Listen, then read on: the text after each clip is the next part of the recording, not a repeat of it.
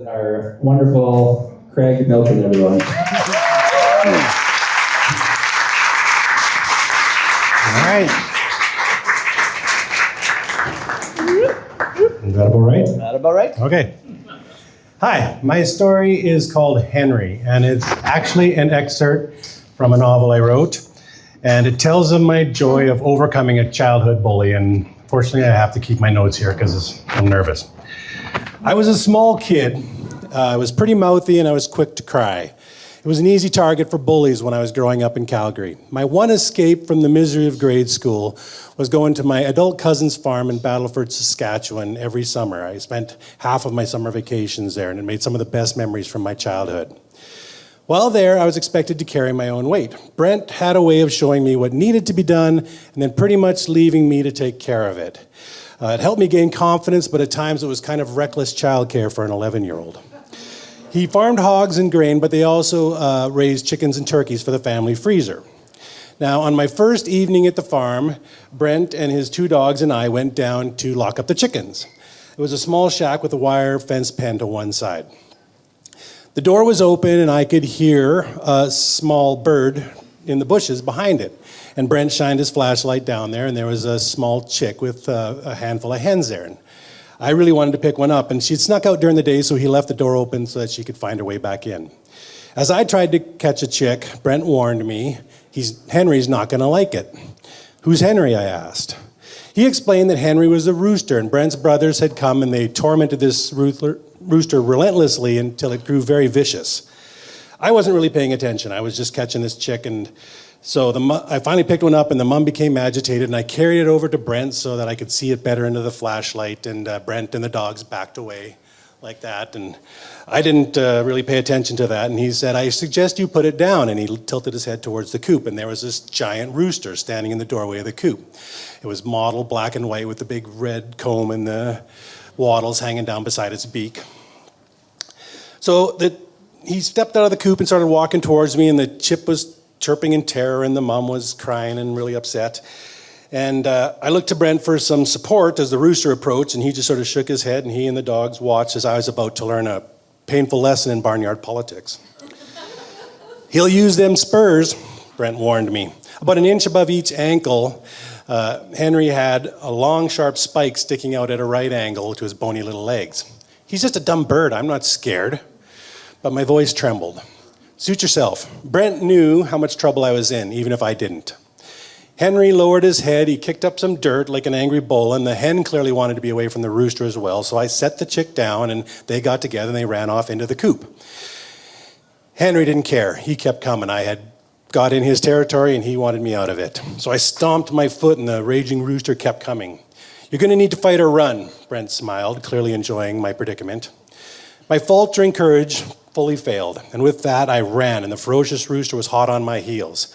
After a few steps, I felt his spurs digging into my back, and I fell to the ground, and I was curled in a fetal position, and my whole world had become spurs and feathers and dust. Brent let it go on for about a moment longer, and then he gently kicked the rooster away, and he picked me up out of the dirt, and the rooster went back to the coop, and I pulled myself away from Brent, who was trying to console me. I was embarrassed and I felt stupid and defensive, but Brent gave me his space. And that's how it was on the farm with him. He would caution me about what I was doing, but he allowed me to make mistakes and learn from them.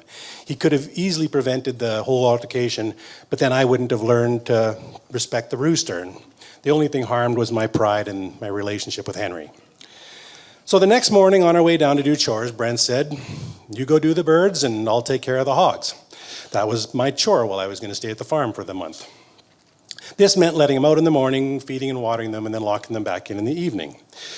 So he went off to feed the hogs, and I filled a 5-gallon pail of water, and I clumsily carried it around to the chickens with it spilling on my legs, and I anxiously walked around the barn expecting the rooster to be out there. But he wasn't. The coast was clear, and I kept on going, and I got into the coop, and the coop was a 2-room space, and I could hear the birds clucking and gobbling, and they're milling around my feet. And I didn't see Henry. Great. I opened the little doors and the birds ran outside into the morning sun. Then Henry came around the demising wall into my space and my heart was in my throat, but he just walked outside and took off and it was great. So I finished doing my chores. I felt awesome, spirits lifted. I wouldn't have to go back with my tail between my legs feeling defeated. And as I latched the door behind me, I heard the growling to my left in the bushes. Henry had snuck out of the fence already and went around the coop to the backside and was foraging in the dirt, ready to ambush me. Now, it's entirely possible that he hadn't planned this all and that he wasn't just there to ambush me, but my prepubescent brain had concocted that there was a personal vendetta between me and this rooster now. So he's probably just as surprised to see me. Anyway, he charged me. I dropped the bucket and I ran. So I ran around the barn and I ran up and hid behind Brent, who was still doing chores, and the dogs were sitting there laying in the sun, and Red, one of the dogs, hopped to his feet thinking, oh great, something's happening. And then the rooster just came around and they were like, oh, that's it. They were disappointed. Henry came around to the corner and he clucked and growled and kicked up the dirt a little bit, but he saw he was outnumbered and he just walked back, content that he had secured his area. But this was now the law on the farm. If Henry was out, I could expect to meet resistance, and it hung this dark cloud over my summer. I was scared all the time. Now, despite this, or likely because of it, taking care of the birds remained my chore for the rest of the time that I was there. So twice a day I played this terrifying game of cat and mouse, and sometimes I succeeded, and sometimes it ended in blood and tears. So 2 weeks into my visit, my gruff and terrifying Uncle Doug, Brent's father, had arrived today to do some chores and repairs on the barn. And as he headed up to the shop, Brent and I went off to do chores. And once again, I fumbled my pail of water around the barn and head down, and I was spilling water on my overalls. When I looked up, Henry stood in my path this time. In my panic the night before, not to get my ass kicked, I had forgot to close one of the doors, and so he got out. Now, he was lucky a coyote hadn't eaten him, and I was kind of disappointed that one hadn't.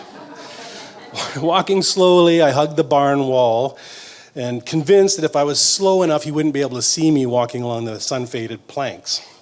It was a pretty desperate, childish notion, of course, but I was a desperate child.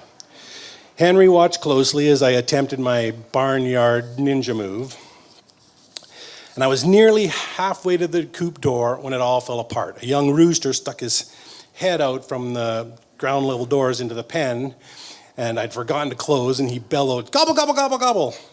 And Henry turned to face me full on. And for a moment, the three of us stood frozen. I was a terrified boy and the hungry turkey and the psychotic rooster.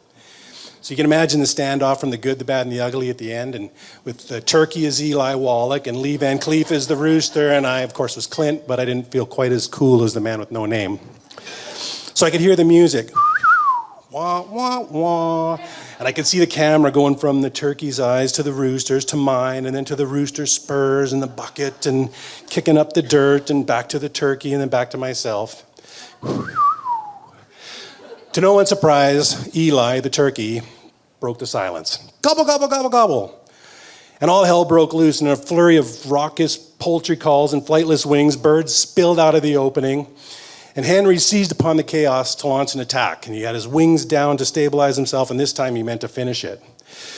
So as he closed the gap, I turned to run, but I forgot about the pail of water, and it tangled up in my legs, and I fell on the ground, spilling the water all over myself and all over the dry dirt, and I made a bunch of mud. And as I was trying to get up, Henry was on me, digging his spurs into the fabric on the back of my overalls, which evidently aren't designed to repel rooster spurs, which you think would be a manufacturer's oversight. But anyway, I pushed myself up out of the mud, and Henry was chasing after me, and I ran as fast as I could around the barn, tears streaking my muddy cheeks, and Uncle Doug was carrying a big wooden toolbox down, and I looked up, and Brent was getting ready, doing the chores, still filling water, and Brent and the dog sort of their heads swiveled as I ran by and the rooster ran by, and Uncle Doug said, pick up a stick and hit him hard. And I rounded the corner of the barn, running myself into a dead end. Show him your boss or he'll never respect you.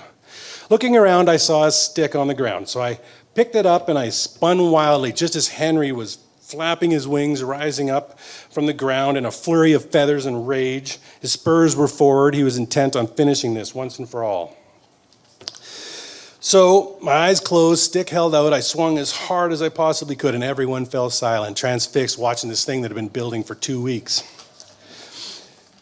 Well, with all the force my little arms could muster, I swung, and the bird rose in front of me, and the stick hit Henry right in the side of the head, and I could feel it ringing through my fingers.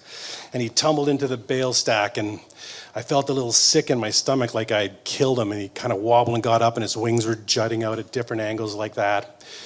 And he kind of wobbled deeply, taking a couple steps in my direction, and I held the stick out in front of me, thinking this was it. And then he just sort of dazed from the blow. He stumbled around, stared a moment longer, and then he just walked off around the corner and back to the hen house. And I stood frozen, tears streaking down my cheeks and my body shaking as adrenaline coursed through my muscles. And Uncle Doug patted me on the shoulder and, "Well done, boy, well done." Brent walked over. He took the stick from me and tossed it on the side of the barn. He said, "You all right?" And I nodded shakily. "Well, I don't expect Henry will be bugging you anymore." And with that, he turned back to finishing feeding the hogs, and as if nothing had happened.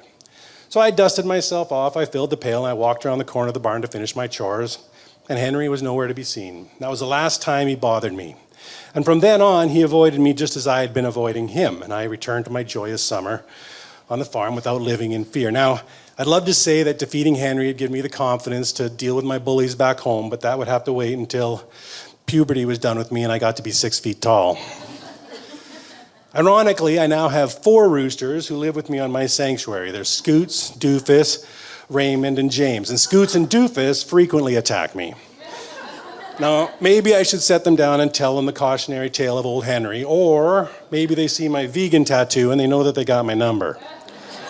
Either way, when they attack me now, their punishment is no longer a stick to the noggin.